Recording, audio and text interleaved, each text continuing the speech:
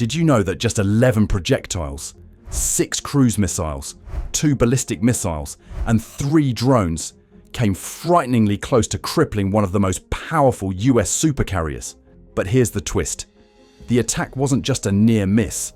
It was so calculated and precise that it even exploited the carrier's maintenance schedule, using advanced radar-evading technology to slip past defenses. Not just a near miss, this moment would rewrite naval rules. What happens when a small rebel group faces off against a global superpower in a way that could shake the balance of power? Stay tuned, because the drama that unfolded next would set the stage for a showdown the world never expected.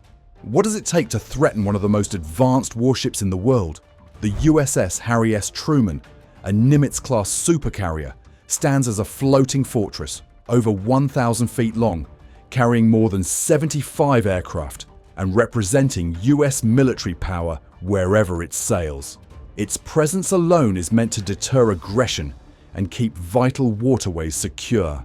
Yet, on a calm April morning in 2025, that sense of security nearly vanished. While the Truman sat in the Red Sea for scheduled maintenance, its air wing was partially grounded, creating a rare window of vulnerability. The Houthis, a Yemeni rebel group, seized the moment. From hidden sites on shore, they launched a tightly coordinated assault. 11 projectiles, 6 cruise missiles, 2 ballistic missiles, and 3 drones hurtled toward the carrier and its escorts. This attack wasn't random. The Houthis timed their strike to exploit the carrier's reduced readiness, knowing that maintenance meant fewer planes in the air and slower response times. Iran-supplied Quds 4 cruise missiles skimmed low over the water, their sea-skimming flight paths designed to slip under radar coverage until they were almost on top of their targets. These missiles moved like shadows, making them nearly invisible until the last possible moment. At the same time, drones zigzagged through the sky, splitting the attention of radar operators and adding confusion to the unfolding chaos. Ballistic missiles arced high above, while the cruise missiles came in from multiple directions, creating a multi-axis assault that overwhelmed the fleet's radar and forced the defenders to make split-second decisions.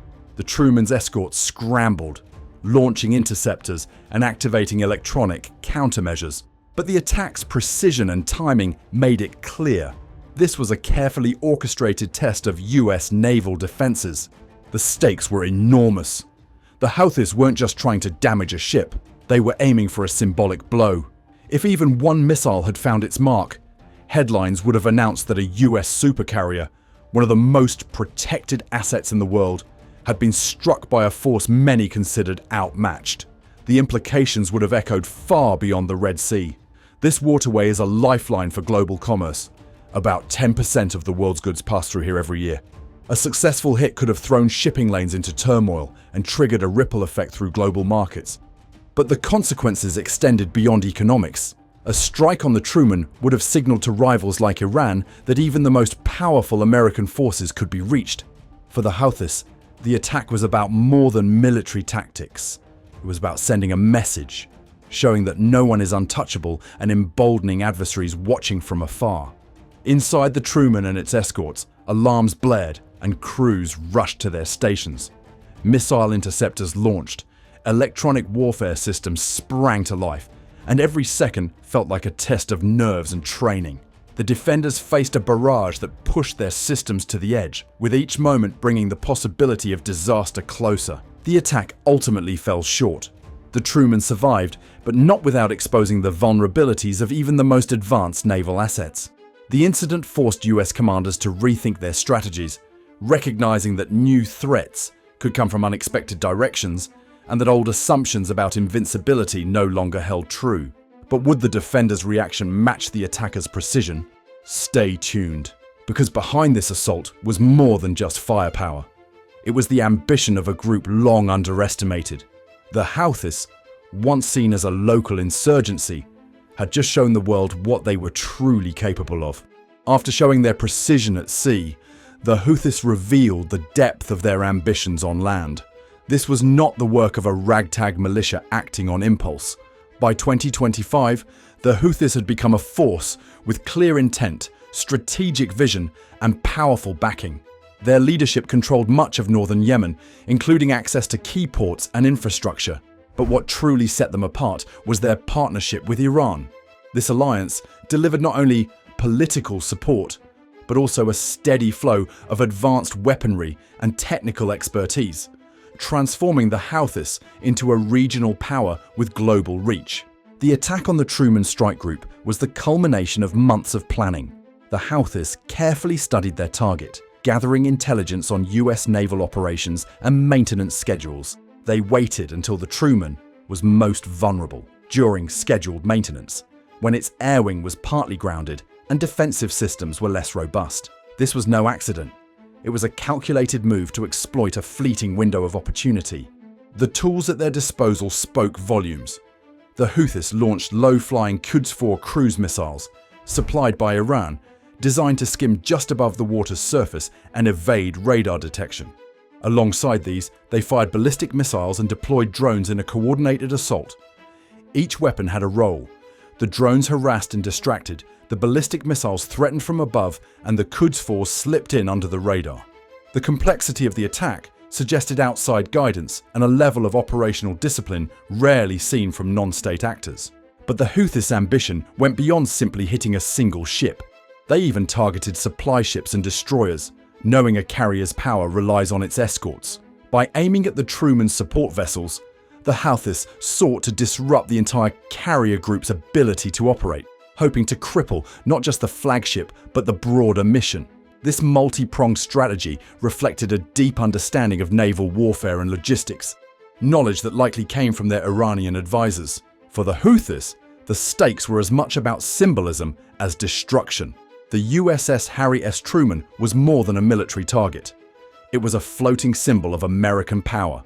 Damaging or even threatening such a vessel would send shockwaves far beyond the Red Sea. It would challenge the perception of US naval invulnerability, embolden regional rivals, and force global powers to reconsider their own security assumptions. The Houthis were keenly aware that a successful strike would make headlines, shake confidence in American deterrence, and elevate their status on the world stage. They also understood the global significance of the Red Sea. This narrow waterway connects the Suez Canal to the Indian Ocean, serving as a vital artery for trade between Europe and Asia. Disrupting shipping here would have immediate consequences for global commerce and energy supplies. By targeting US naval assets in this region, the Houthis signaled their capacity to threaten not just military forces, but also the economic lifelines of multiple nations. The attack's aftermath was tense. Within minutes, analysts and military leaders around the world were reassessing the threat posed by the Houthis and their backers. The precision, timing, and scale of the operation marked a turning point, showing that even the most powerful navies could be challenged by well-supported non-state actors. The message was clear. The Houthis were no longer confined to Yemen's borders, and their reach extended into the heart of global security interests. Yet, this bold move came with risks. By taking on the US Navy so directly, the Houthis invited a response they knew would be swift and decisive. Within the hour, the US would flip the script in a counterstrike known as Package Echo. Operation Package Echo marked a turning point, not just for the US Navy, but for the way modern conflicts unfold in real time. The counterstrike began with a clear objective: dismantle the Houthis' ability to launch another attack and send a message that US naval power remained undiminished. Within minutes, the operation was underway, showcasing a level of preparation and coordination that made it clear this was no improvisation. FA-18, Super Hornets, loaded with precision-guided bombs, took off from the Truman's deck. Alongside them, EA-18G Growlers flew in formation, their mission to create confusion in the enemy's ranks. As the strike group moved in, an Arleigh Burke-class destroyer, the USS Gravely, launched Tomahawk cruise missiles toward carefully chosen targets.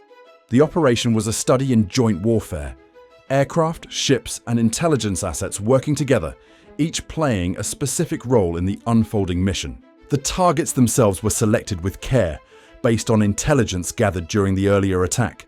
The first strike hit a drone storage facility near Al Hudaydah. This site was more than a warehouse. It was a hub for the Houthis' drone operations, responsible for launching waves of unmanned aircraft. As the GPS-guided bombs struck, the facility erupted in massive explosions. Stored fuel and munitions ignited, sending fire and smoke billowing skyward. By the time the flames died down, satellite images confirmed the site was destroyed, cutting off a key supply of drones. Simultaneously, a Tomahawk missile was programmed to strike a command center hidden in the highlands west of Sana'a.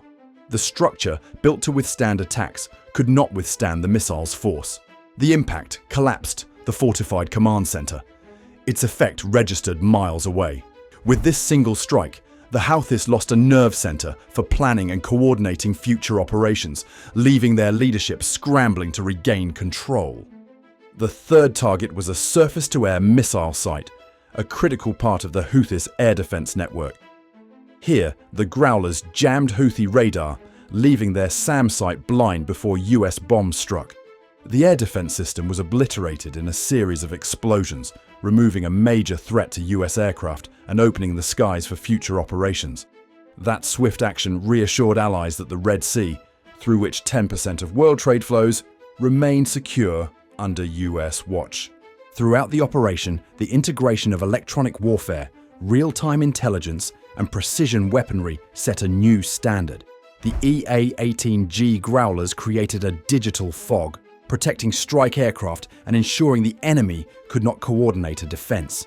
The USS Gravely's Tomahawks hit their targets with pinpoint accuracy, while an E-2D Hawkeye circled above, feeding live data to every unit involved. Each move was timed down to the second, each asset used to its full potential. The message was unmistakable. Any attack on US forces would be met with rapid, coordinated, and overwhelming force. Operation Package Echo wasn't just about retaliation, it was about deterrence, about proving that the Navy could adapt and respond under pressure. For allies, it was reassurance that the US would defend vital trade routes and keep the balance of power intact. For adversaries, it was a warning that escalation would not go unanswered. Yet, as the smoke cleared over Yemen, US commanders and policymakers faced a new reality. The precision and speed of the response had bought time, but it also raised urgent questions. Could the next attack be stopped before it even began? Was it enough to react, or did the Navy need to rethink its entire approach to modern threats? The events of that day set the stage for a dramatic shift in doctrine, one that would change the rules of engagement across the world's oceans. Stopping an attack before it begins became the new priority for the US Navy after the events in April 2025. The doctrine shift was immediate and unmistakable. Ships no longer had to wait for a missile to launch or an enemy to make the first move. Now, the instant a hostile radar lock was detected, even if it was just a fleeting signal, US forces were authorized to strike first. This new rule wasn't born from theory or war games, but from the urgent reality that threats could materialize in seconds and leave no time for a traditional response. The logic was clear. The Houthi attack exposed how fast and unpredictable the modern battlefield had become. Mobile launchers, camouflaged among civilian infrastructure, could fire with almost no warning. Drones and cruise missiles, hugging the sea and terrain, made detection and reaction even harder. In that environment, waiting for absolute confirmation meant risking lives and losing assets. The Navy's answer was a doctrine that gave commanders the authority to act on the earliest signs of targeting, eliminating threats before they could become attacks. This wasn't just a change in tactics, it was a redefinition of what it meant to defend a fleet. Now, the moment a radar lock appears, US ships can respond decisively. Instead of hesitating and gathering more information, crews move to neutralize the source of the threat immediately. The goal is to keep the initiative, protect critical missions, and maintain the upper hand in a region where hesitation could mean disaster. The impact of this shift rippled outward. For adversaries, the message was unmistakable.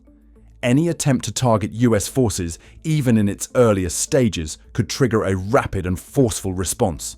The Houthis and their backers could no longer count on American restraint as a buffer. Any radar lock, drone launch, or suspicious signal now carried the risk of immediate retaliation. That uncertainty made it much harder to plan or execute attacks without risking devastating consequences. At the same time, the Navy's new approach demanded precision and discipline. Sailors received enhanced training to distinguish between routine radar sweeps and genuine targeting locks. Commanders refined their decision-making protocols, ensuring that every preemptive action was justified and proportionate. Advanced systems aboard escort ships were recalibrated to pick up even subtle signs of aggression, so the doctrine could be enforced as a measured response, not a reckless escalation. Of course, acting first comes with real risks. A misread signal could lead to a strike on a non-hostile radar or a commercial vessel, raising the possibility of unintended conflict. The Navy acknowledged this, but weighed it against the dangers of waiting too long in a region where threats were both real and unpredictable. One sentence captures the risk. A false positive could escalate tensions, but inaction could be far worse. Beyond the tactical level, the doctrine shift was about deterrence. The Red Sea is one of the world's most crucial maritime arteries, with over 10% of global trade passing through its waters. Protecting that flow isn't just a military priority. It's an economic necessity. By signaling a willingness to act before threats materialize, the US Navy aimed to reassure allies and partners that trade routes would remain safe, and to warn adversaries that provocations would be met with overwhelming force. Inside the fleet, the atmosphere changed. Vigilance became the norm, with radars sweeping constantly and every signal scrutinized for signs of danger. The doctrine was more than a set of rules. It was a mindset, one that valued speed, readiness, and the ability to act decisively under pressure. This isn't just a policy change. It's a challenge to anyone daring to threaten US forces. But will it hold in the next crisis? From near catastrophe to a game-changing doctrine, April 2025 reshaped naval power. The Houthi attack on the USS Truman didn't just threaten a single ship. It exposed how smaller, non-state actors could challenge even the world's strongest navies. In response, the US Navy overhauled its approach, moving from reactive defense to a strategy built on preemptive action and rapid threat assessment. This shift ensures the US Navy stands ready, not just to defend, but to deter, watching those horizons more closely than ever. If you found this story as intense as we did, hit like, subscribe, and let us know in the comments what surprised you most.